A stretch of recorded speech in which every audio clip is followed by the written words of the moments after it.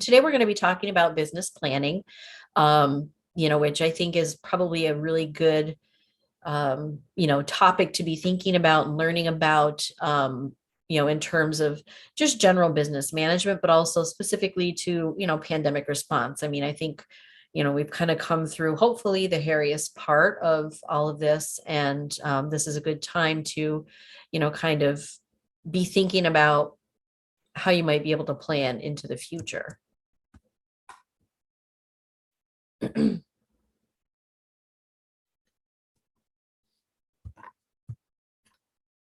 Not sure why my slides are not moving here.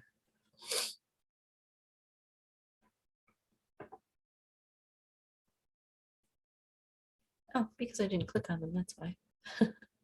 Always a simple solution.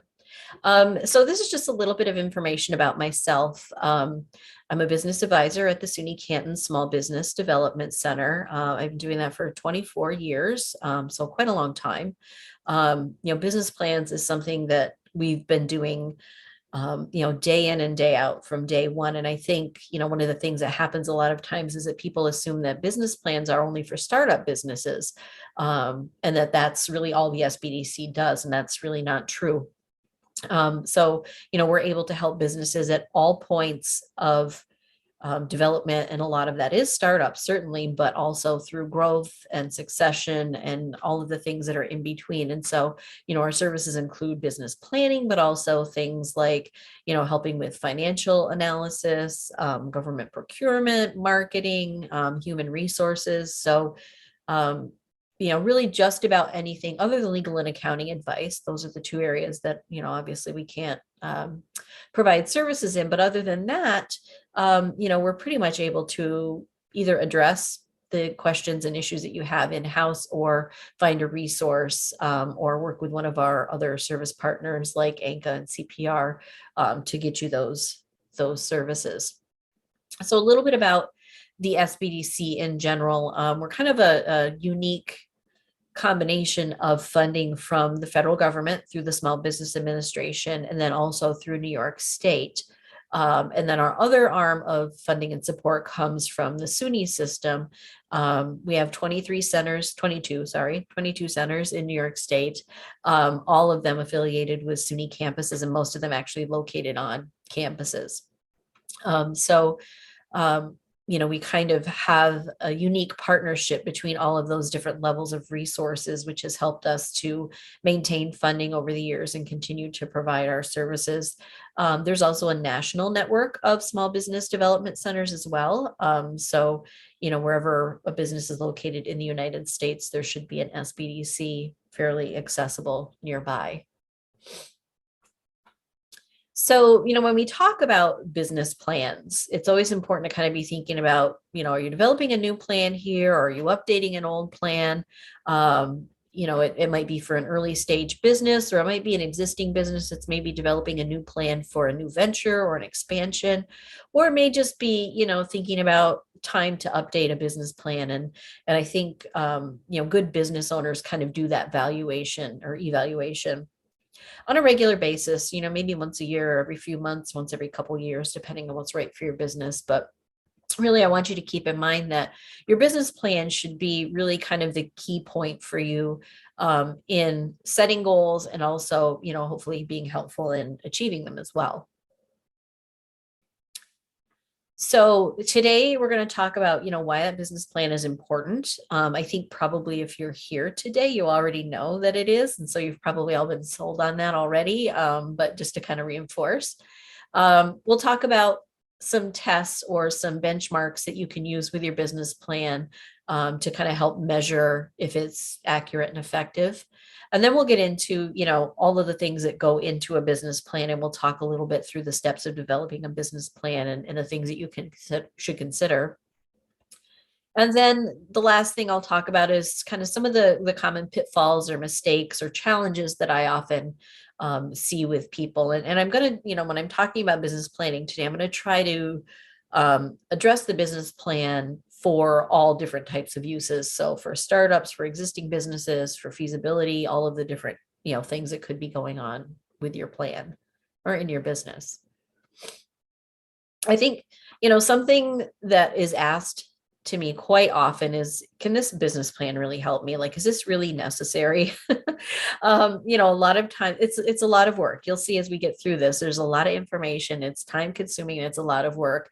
What's really the benefit here? And I really do believe that, planning in general is very helpful. And I think, planning without having that plan documented somewhere is not as effective. I think a lot of people say, well, I've got a business plan. It's in my head. I know what I'm doing and I know where I'm going, which is wonderful. But I think putting it on paper changes it somewhat. I think it makes you look at it differently. I think it gives you a different perspective. But then also it allows you to share it with other people. And I think that's what's really important, because you may have key employees that you want to kind of know, what your business plan is. You may want to share it with your accountant or your attorney to get their advice. You may have investors that you want to share it with.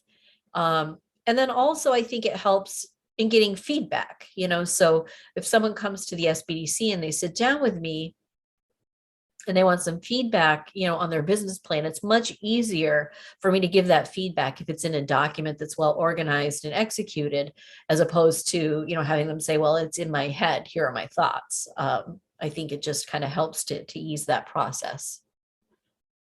So these are some of the common reasons that you would want or need a business plan. I think probably the most important is to help you evaluate feasibility. As a startup business, you're thinking about, is this business going to work? Is this, going to pan out like I think it's going to? And I think your business plan is a really good way to test that feasibility. For existing businesses, it might be, an expansion or a new market area that you're looking at getting into, and evaluating that feasibility is important at that stage. So your plan can help with that. Your business plan really should also become your operating guide. And what I mean by that is that it's kind of the benchmark that everyone in your organization, and even if it's a small organization, it may just be one or two people, but I think that your business plan becomes that benchmark so that everyone knows where you're going, how you're going to get there, what your plans are, what your goals are. It really defines everything so that there aren't any questions. And I think, especially if you have staff, that's an important part of having a successful relationship with your staff, and having them have that knowledge of kind of some of the behind the scenes planning and where this company is headed. Another really useful thing about a business plan is that there are chunks of it that I tell people all the time. You can take that and use it somewhere else. You can take the description of your business and now put that on your website. You can take different pieces of it and use that information in other areas. So it really does kind of, in the long run, save some time. One of those things is the marketing plan. And when you're working on your business plan and you're evaluating your market, and we'll get into all that and what it means and how to do it, that marketing plan really becomes the piece of the business plan that you could potentially pull out and give to, like, maybe, somebody that you have who's working on your social media, or maybe you're going to contract with someone to build your website or update your website. Those are the types of things that you can use to help communicate your plans to other people. And also for you to kind of track how you're meeting that plan, or if you're living up to that plan. Goal setting is an important part of putting your business plan together. So you want to be thinking about, the goals that you set and being able to track them, and your business plan can help out with that. There's a financial component to the business plan that really kind of serves as the financial plan for your business. And we'll talk about that a little bit as well. But it's a good way to help set goals in terms of, profitability or sales or any other benchmarks that you want to set for yourself. And, again, kind of evaluating feasibility, is this going to pan out like I think it's going to? And then another very common reason to have a business plan is for a financing request. So if you're going to a lender, if any of you have spoken with, a microloan or a bank, or, one of the first things they say is, do you have a business plan? And hopefully your answer is yes. And if it's not, they'll say, well, you need to go see the SBDC and get one. And so we work on one. So it's required for any financing request. And we'll talk about some of the bits, that will need to be included in the plan for that. So there are kind of three, I guess, little tests that you can do on your business plan to help evaluate, if your plan is complete and thorough, if it's going to achieve the things that you want it to achieve. And so these are kind of things to be keeping in mind as you work on your plan. And those three tests are the reality test, the competitive test, and the value test. And so I think it's important to kind of have these in mind as you start working on your plan to kind of help, maybe drive your thought process a little bit. But then also when your plan's done, you can kind of go back to this and kind of check each of these points and see how you feel like you line up. To me, the reality test is probably the first and foremost test that you want to be thinking about. And essentially it's just evaluating, is there truly a market for this product or service? Does my business model make sense? And is this objectively doable? And I say objectively because I think often when you're working in your business on a day-to-day basis, or if you have a startup business idea that you've kind of been living with for, a few months or maybe even a few years, it's hard to have complete perspective. I think you kind of lose some of that when you've been living it for a long time. So sometimes it's good to kind of step back and almost, play devil's advocate with yourself, which by the way is another great thing that we can do at the SBDC. We're really good at telling you, here are some of the things maybe that you aren't seeing. So that's one of our services. But I think, a common thing I see is that a lot of people just have the assumption that this plan is really great, or this business is going to work exactly like I think it's going to, and aren't really open to maybe looking at other factors that would challenge that. So I would encourage you, when you're working on your business plan to, openly embrace anything that's going to challenge your thought process or challenge the idea that you have. And not that every challenge or that every, question is valid, but to be open to thinking about, maybe there are some things that I might need to change about the way I'm thinking about this, or restructure things, doing things differently than how I maybe planned originally. And so then there's the competitive test. And again, I think this is something that I see very commonly.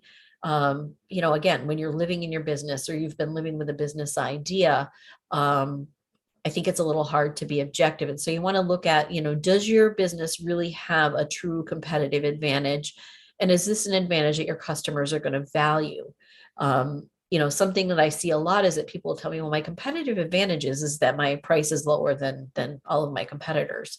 And that may be truly a competitive advantage, but is that important to your customers? Do your customers care that much about saving 10%, or would they rather have a quality product or better customer service? So you really need to think about, having a real true competitive advantage. And it's not always price. There are other ways to be competitive. So, and then the last one is the value test. And I think that one is really going to vary depending, again, on what your goals are and what you're using your plan for. If you're using your business plan to approach a lender, part of that value test is going to be, can you repay the loan that you're asking for? That's going to be the big one that they're looking at for sure. But you also want to know that. And then also, if you're working with investors, what is the potential return that you could offer them? What are the terms that you would be able to provide or that you'd be comfortable with? The other thing I think, in that value test area is thinking about, what are your goals with the business? So for some people, they may start a business and they have, a full-time job somewhere, or maybe a part-time job somewhere, or they have someone else who's paying their bills. So, maybe they don't need to pay themselves from the business right away, which is fine. But at some point, that business should generate some sort of return or some sort of, profit or benefit or payment to you as the owner. And at what point does that happen? And that's your value test. And, can I achieve that goal? Can I start to pay myself from this business, at the beginning or in 3 years down the road, or whatever the case may be for your personal situation? So I think that's the other thing that kind of plays into that. So I think looking at these three items, having them top of mind as you're working on your plan, but when your plan's done, kind of running up against these 3 tests to see how you line up will be very helpful.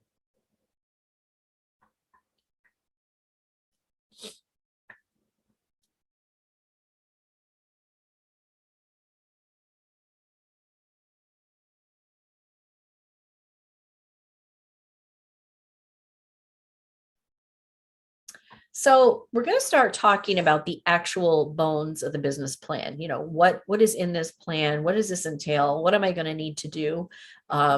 This is the part where it might start to get a little intimidating. So don't check out on me yet. And always know that as we develop this business plan, the SBDC, the team at ANCA, there are all sorts of resources to assist you with this. So, while the thought process, the information and the ideas comes from you, we're all here to support you in that, to give you feedback, to help you if you get stuck on any part of it and you're just not sure what you should be including. Helping you to make decisions as you develop your plan. So you're not alone in this. And I think that's the important thing to remember, especially when you start working on it and you're kind of, down a rabbit hole of, all of this stuff that you feel you need to put in the plan.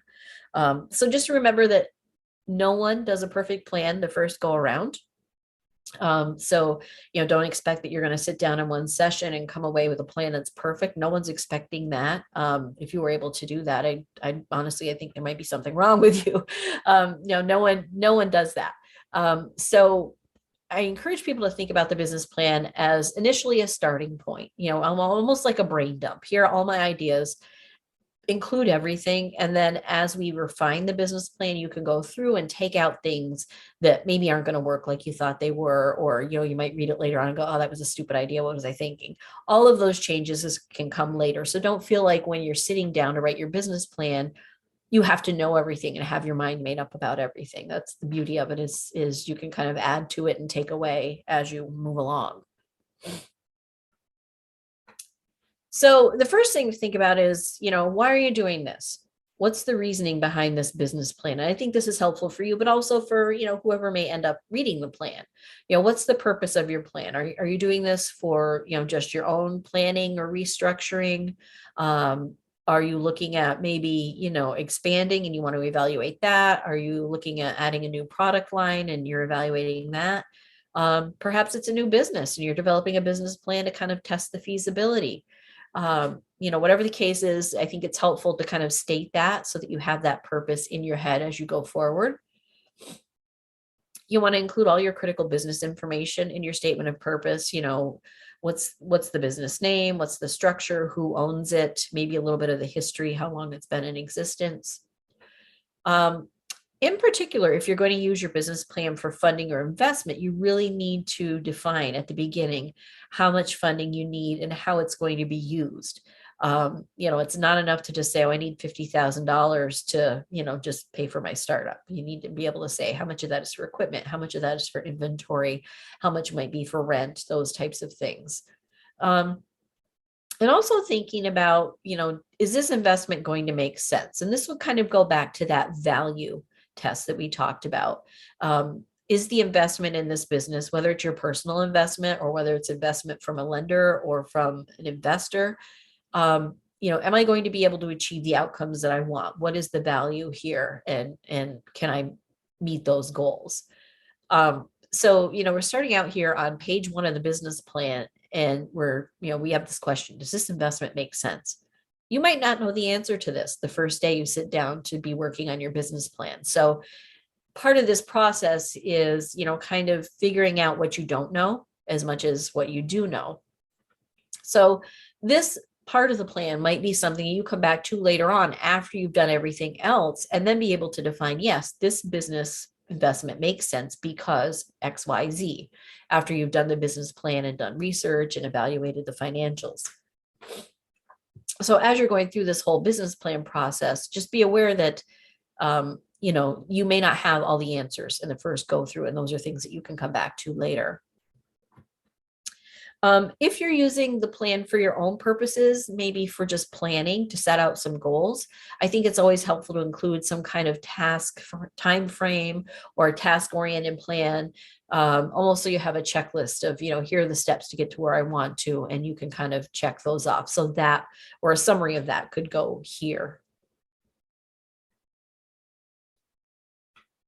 And then in your business plan, you want to have some sort of description of the business. So, when you're starting off as a new business, this is an important thing to be able to, number one, for yourself, define, what is it? What is this business? How can I explain this to people? But also as an existing business, I think this is an important part of the business plan. Because again, when you live in the business, you work with it day and night. I think sometimes you forget that other people don't necessarily know what it is that you do day in and day out, or what this business does. So this is an important piece of the plan. And I tell people, when you're putting this together, assume that whoever's going to look at this plan knows absolutely nothing about your business, that you're explaining things to them from square one. That's the best way to approach this. And I think sometimes, although this seems very simple, describing the business sometimes ends up being one of the hardest parts of the business plan. Because, there's things that you might not think about that you do on a day-to-day basis, or things that you may not think to mention. And so I think for that reason, it's an important part to be thinking about as well. And I think a common thing I see is that people will say, well, I'm going to open a convenience store, and we're going to sell gas, and we're going to have a deli, and we're going to sell convenience food, period, end of section, which is great as a start. But you have to be thinking about, you could visit probably 3 or 4 convenience stores in one day, and each of them is going to be a little bit different. They're going to offer different things. They're going to have a different atmosphere. So you really have to be thinking about, what is it that would describe your business accurately to someone who doesn't know it. So that would include, of course, the products and services that you're offering.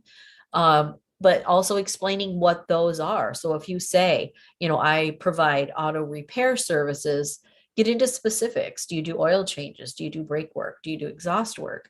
Talking about all of those specific things so that, you have that there. People that are reading the plan may not necessarily know what that entails. And then also thinking about what makes your business special. What's the story behind your business? How did it get started? Where did the idea come from? Are there some things that you do that are kind of unique and different that you want to highlight here?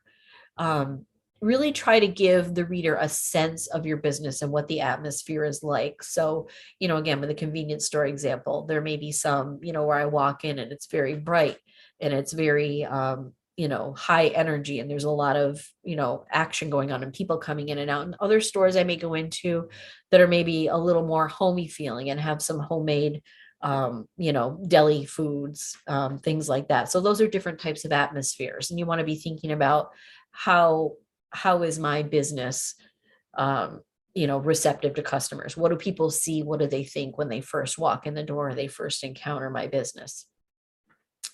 And then you also want to make sure that you include things like, what are your hours of operation? When do you open? When do you close? How do you operate on those those general kind of mechanical things of the day to day?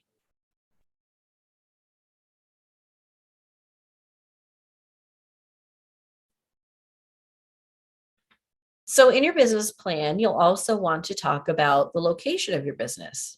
What's the address? Where is it? Do you own your building, or is it a leased location?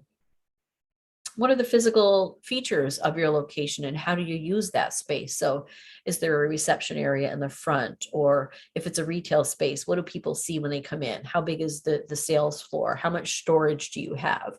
And so I think these are things that are helpful to think through when you're starting a business, to make sure that you're, using the space to its maximum capacity, and it's doing the things that you need it to do. But also as an existing business, thinking about, what might my needs be in the future? Is this going to work for me forever, or might I have to at some point start looking at other options? Thinking about, not just the address of where your business is located, but, what's the neighborhood like where your business is located? Are there other businesses around? Are there, visitor attractions? Are there, other resources? Is it a high traffic area? Is it someplace where parking is easy to find, or do people need parking? Is it something that's easy to walk to? So thinking about, how that location is going to relate to your customers. Are they going to find this location easily accessible? Is it going to suit their needs? Is it going to be in a place where they're going to be able to find me and easily get to me? And so thinking about, why is this location beneficial to your business? If it's a retail store, you probably want to be in an area where there's a lot of foot traffic or a lot of, consumer traffic, other stores and restaurants where people are tending to be walking by and might see your window displays. If you do consulting, your location may not be as important. You might be able to work remotely. You might be able to meet with clients at their place of business. So maybe the location isn't going to be as important. Other than how you use the space. So kind of be thinking about how that relates to your day-to-day operations. You also want to think about the management structure of your business. And so, again, for a startup business, this is an important step to take in thinking about, how am I going to manage all of this, especially if you're just one person. As your business grows, I think this is another area of the plan that's important to revisit. Your needs are going to change. You may run out of time, as I think a lot of business owners find as their business grows. There's only so many hours in the day, and now I don't have time to do maybe that social media management that I used to do all the time because I'm busy serving customers or whatever the case may be.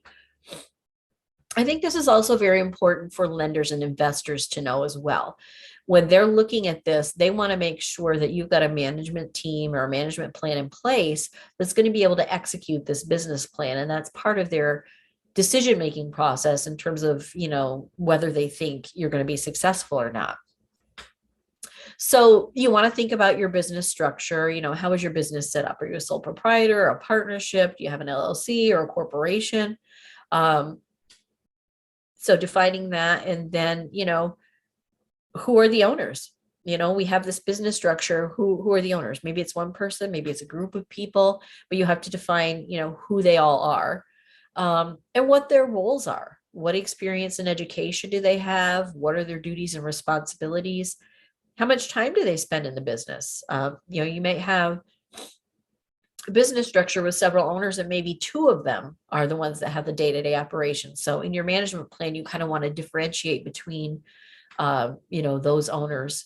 You might be in a situation where you own a business and you hire someone as a manager to run the day-to-day operations. If that's the case, that would go here as well. And then you would want to talk about what are the qualifications of that manager that you have and the person you're relying on to kind of, do the day-to-day for you. The other thing I think it's important to think about in the management section is what resources do you have that support your management? So good examples are maybe an accountant and an attorney. You might have consultants. Maybe you pay someone, to manage social media, or you have someone that manages your employee benefits plan. You might have an insurance agent that's a good support for your management. But thinking about, what are the resources that you can pick up for areas maybe where you don't have in-house expertise. A lender definitely likes to see that. They really want to know that the people involved in the business have a certain set of skills, and then other resources are available to, kind of cover those other areas. If you're working on your business plan, as a business expansion or as a growing business, you might be thinking about in this section of the plan, what might my management needs be in the future? Do I need to hire some other management employees? What are the things that I might need to do to this management plan in the future as my business grows? So that could go here.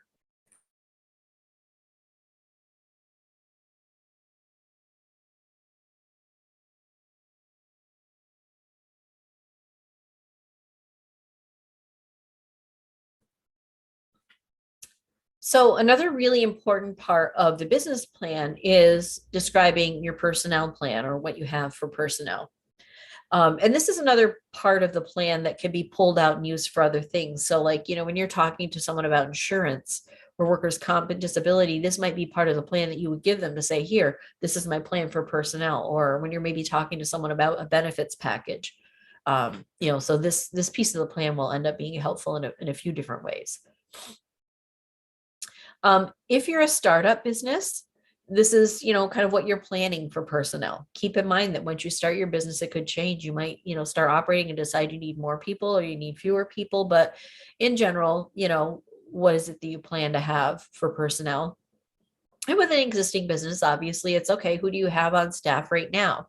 So, what are those positions that you have or that you plan to have? Um, Include a job description and define whether it's a full-time or a part-time or if it varies. What skills are the people going to need that fill those positions or that the people have if it's existing? How many employees? So if you're a restaurant and you need to hire servers, how many of them do you need? What will you pay these employees and will you offer any benefits? And then also, again, thinking about, needs now and in the future. If you're a startup business, maybe you're starting off with no employees initially, but with the idea that perhaps you need some in the future, thinking about when might that occur? At what point am I going to need to hire a person? At what point is it going to be too much for me to do on my own?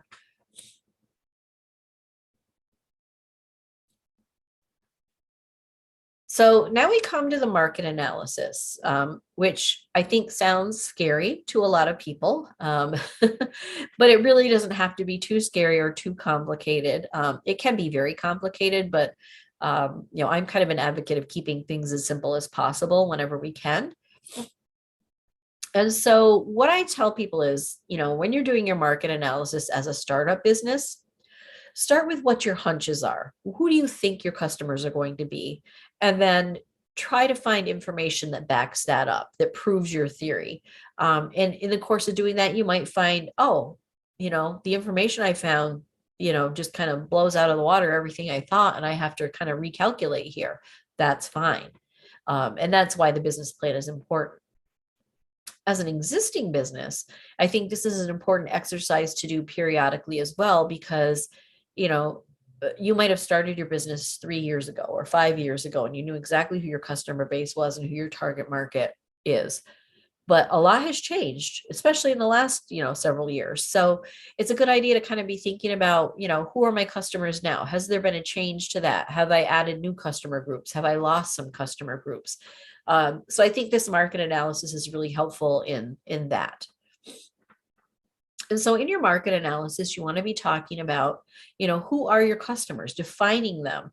I tell people it's kind of like, building an avatar or creating a description of, who this character is.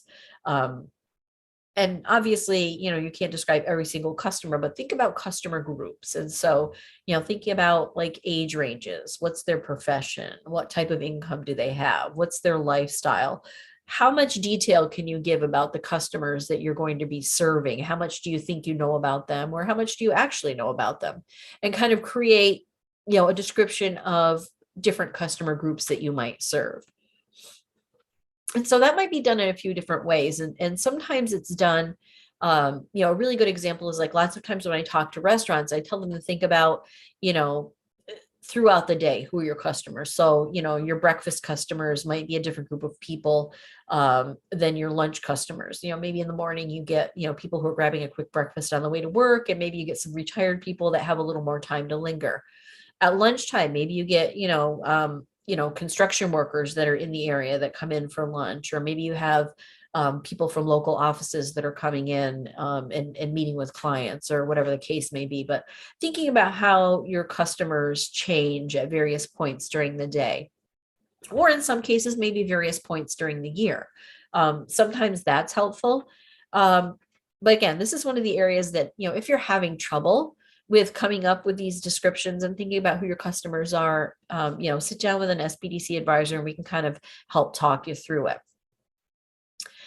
So, we start off with who are these customers and looking at demographics, and then we move to, geographic information, looking at how many of these customers are in the area that you're going to serve. Where are these customers located? How big is the area? How many people match that target market description in that area? I think this is important to look at, not just in terms of where do your customers live, And especially I think in Northern New York, because people don't always work where they live or vice versa. Some people work all over the place, so they're traveling. So we want to think about, not necessarily where our customers located in terms of where they live, but also, where do they end up at various points in the day or during the week. And thinking about, again, how big of a geographic area is it feasible for you to service as a small business? And then the other thing I think we need to look at in the market analysis is what we call psychographics. So it's basically, what's the thought process behind the things that the customers do? What makes them decide to buy something? So you want to take a look at, what are their wants versus what they need? They need groceries, but they want a new sweater. So which of those areas do you fall into? And what does that tell you about how they're making decisions? When the economy is tight, maybe that new sweater takes a back seat to, a gallon of milk. And thinking about how your customers value things. Do they put more importance on price, or is it more on quality, or is it somewhere in between where they want something that's a good value for a fair price? And what does that mean for the products and services that you're going to offer? So, kind of trying to get in the heads of your customers a little bit, thinking about, what is their motivation for becoming your customer and spending money with you? The other part of this is looking at your industry as a whole. What are the trends that are happening in your industry? What are things that are changing, or things that might be changing in the near future? And how is that going to change your customer base? For some of you, the pandemic could have made some changes to your industry, and that was something you would want to factor in as part of the business plan. What are those changes to your customer base? And how can you or have you adjusted your business to meet those changing needs or changing customer groups? For an existing business, sometimes it might be important to think about, are there some potential markets that you're not currently serving that you could potentially expand into, and help define a little bit about who those are, so you know what opportunities might be available to you if you decide to pursue them.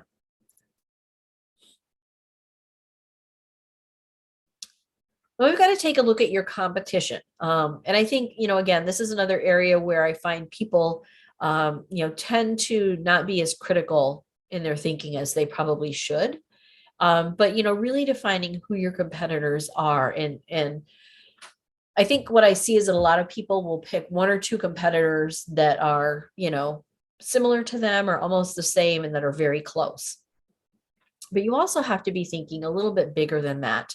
And thinking in terms of, direct competition and also indirect competition. And so, direct competitors are businesses that are essentially doing the same thing that you're doing, or something very similar, and they're serving the same customer base. So I guess a good example would be like if I own a pizzeria, the other pizzeria on the other end of town would be my direct competitor, providing pretty much the same product, serving probably the same customer base. Indirect competition are businesses that may not be providing the exact same services or products that you're offering, but that are serving us the same customer base. So as a pizzeria, an indirect competitor might be the local diner, because if a family has money to eat a meal out, probably the price comparison would be the same as having them come and get a pizza dinner or going to the diner. And so they have a choice of spending their money in one business or the other. And so even though a diner is not the same type of restaurant, there's still a competitor, because they could still potentially pull that customer away from me. So that's how you really want to think about competition. Once in a while, we do run into, somebody that's developing a business plan where you don't have really a lot of competitors locally. And in that case, I encourage people to take a look at, okay, what's the next closest competitor? How far is it that someone would have to travel to get your product or service? And are they going to continue to do that if you start your business and you're closer to them? And sometimes the answer is yes, and sometimes it's no, but we really need to think critically about what that other competitor offers and if people will continue to use them. Once you define your competitors, you want to be thinking about what their strengths and weaknesses are. What do they do well? What is the thing that they're known for? But then also, what are the things that they don't do so well? And so Some of this comes from just, listening to people talk about them. You can read reviews, you can find all kinds of information about, other businesses out there. If you have the opportunity to use those businesses, if it's something where you can go to them and purchase a product or use a service, sometimes that's a good way to get a feel for how they conduct business so that you can kind of think about how your business would fit into that same market. And so, once you've evaluated your competition and identified who they are, you want to start thinking about, where do you fit in this market? Are there some weaknesses that my competitors have that I could capitalize on? Maybe they close every day at 5, and there are people that need products or services, after regular work hours. Maybe I could remain open till 7 every night. That might be an option. You want to also be thinking about, not necessarily copying their strengths, but maybe emulating them. So, if this business has really great customer service, maybe you don't do exactly things the same way that they're doing, but what is it that I can do to have equally good customer service? What are the things that my customers value? So kind of be thinking about where you fit in this market and what can I provide that customers are going to be looking for that no one else is providing to them already.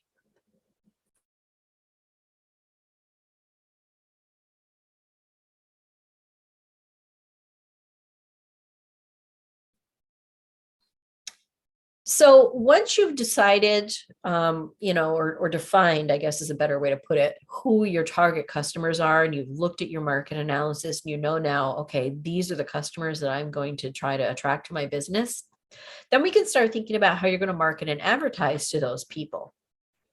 And so again, I think this is another piece of the business plan that can easily be pulled out and used again with, marketing consultants, with website people, maybe you have someone on your staff that's going to be doing your marketing. This would be important for them to know. But you really want to think about in marketing is kind of big picture things, but also specific activities. So, big picture is, what's your brand identity?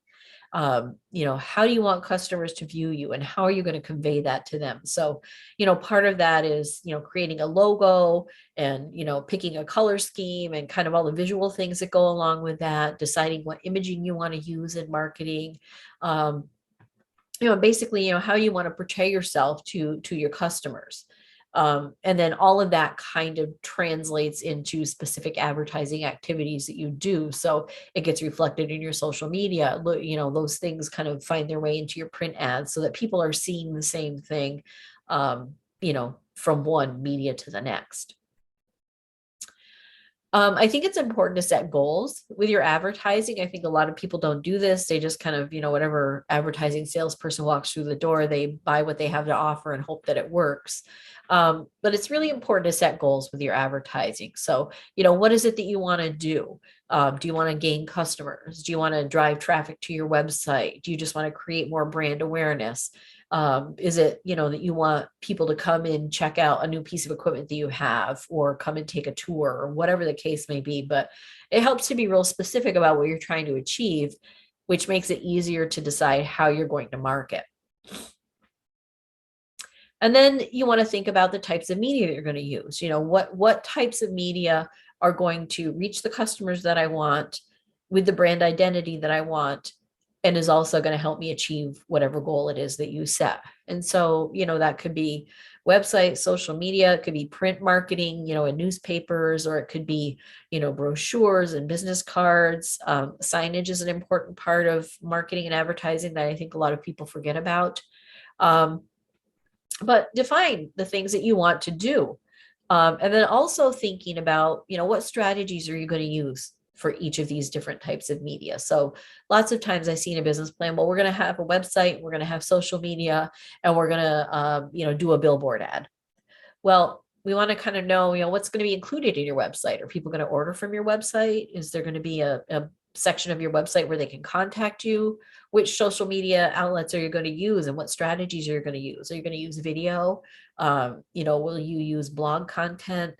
What's your print ad going to look like? Where's the billboard going to be? So thinking about, what specific strategies you're going to use for all of your marketing activities. And And then you can even go one step further and kind of use this to create your advertising budget to say, okay, here are the things that I want to do. Now I can go out and get prices for what those all cost and decide what your marketing budget's actually going to be.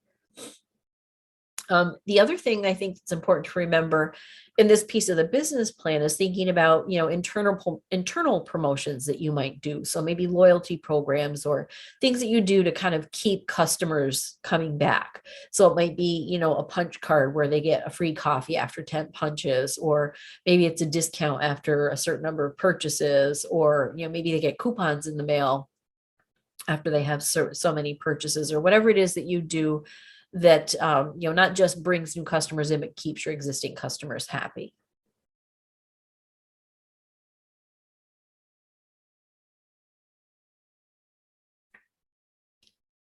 So in your business plan, you can have a section for goals, or you may want to set goals up for different things in each piece of your business plan. So maybe you'll have goals for personnel, and maybe you'll have goals for marketing. So if you want to do it that way, that's fine. Or if you want to have a separate section that says, here are all my goals, that's fine too. When you're doing this, you want to be thinking about, what's the appropriate time frame here? So, usually with a startup business, the first 1 to 3 years is kind of, the time frame that you want to be looking at, and really closely looking at the first year. But maybe for an existing business, it's more appropriate to, look at your goals monthly or quarterly, or set new goals every 6 months. Maybe for some businesses that might not be only for 5 years, or 3 years, or something like that. So thinking about what's going to serve your business the best. The one thing you want to do when you set goals is make sure that they're SMART goals. And I don't know if you've probably heard this before, because I think it gets tossed around a lot, but it's really important. Making sure that those goals are specific, that they're measurable, that they're attainable, realistic, and time-based. A SMART goal might be, I want to increase my sales 20% in the next 6 months by expanding my marketing and bringing in a new product line. So that had all of the things. It was real specific. You want to bring your sales up 20%. So it's measurable. You're able to look back over that time period, over that year or 6 months or whatever it is, and say, did my sales increase 20%?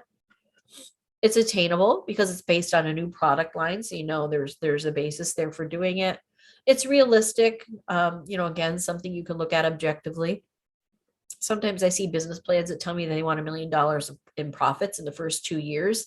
That's not realistic. So I'm not, well, I guess it could be realistic, but I've not seen a business plan yet where that's realistic.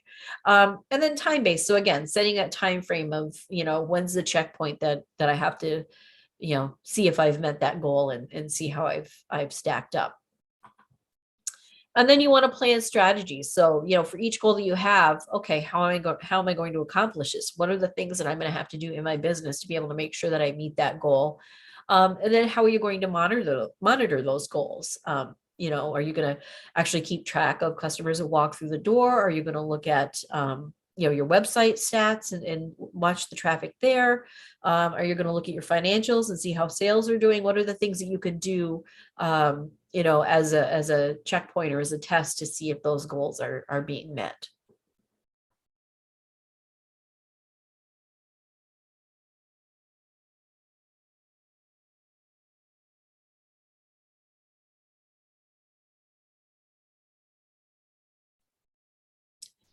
So now we come to the financial plan, which, is sometimes viewed as a separate part of the business plan, but I think they really work hand in hand together. I feel most of the time, if you work on the written part of the business plan, that gives you the foundation for building the financials. So you've set goals, you've made decisions about how this business is going to operate, and then we can build a financial plan from that. So in most cases, that's a better progression. So basically, with a startup business or even with an existing business, what's going to come into play with your business plan is some sort of projection of, here's the plan. This is what we're going to do going forward. How does that look financially? And so you want to make sure that it incorporates all of the strategies that you included in the plan. So if you set a marketing budget of $20,000, your financial plan should have a marketing expense line of $20,000. And you want to make sure that this financial plan lines up with everything you've put in the business plan.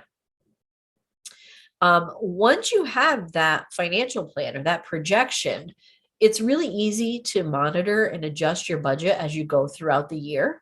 And that's, when I work with startup clients, especially, that's something I encourage them to do is, when we first do your business plan and we put together this projection, do a check-in once a month or once every couple of months and say, hey, how do we line up against what we thought our sales were going to be? And were we, accurate when we projected our expenses? What changes might be happening?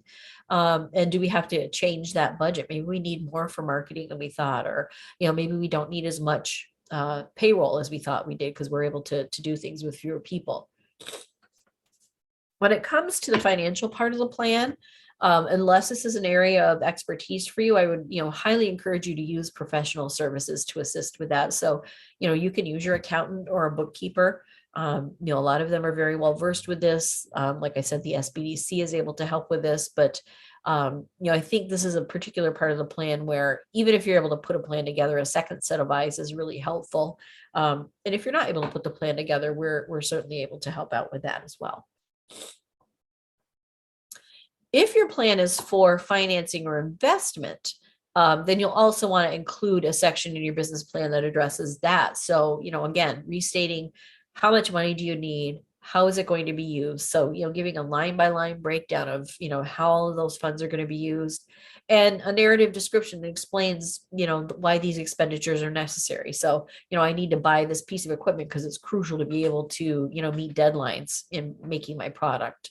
I'm renting a 3,000 square foot facility because I need X amount of space for storage and X amount of space for retail, or whatever the case may be, but it all has to be explained.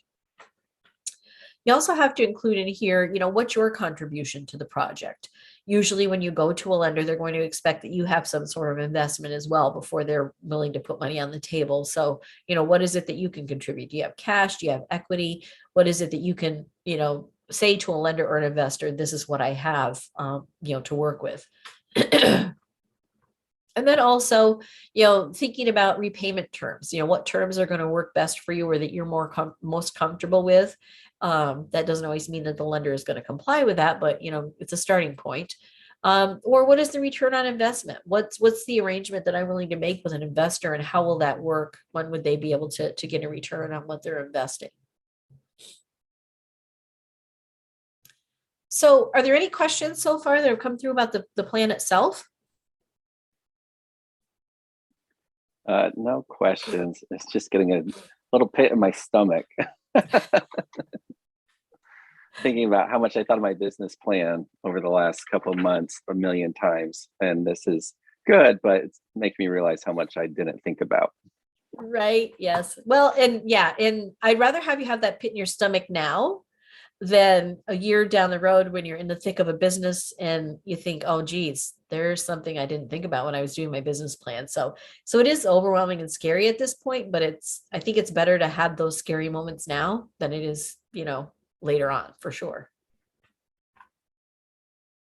And I'll just chime in real quick as well and just say, it is intimidating. And the SBDC, ANCA CPR, we're your pit crew. I've been so impressed with the SBDC.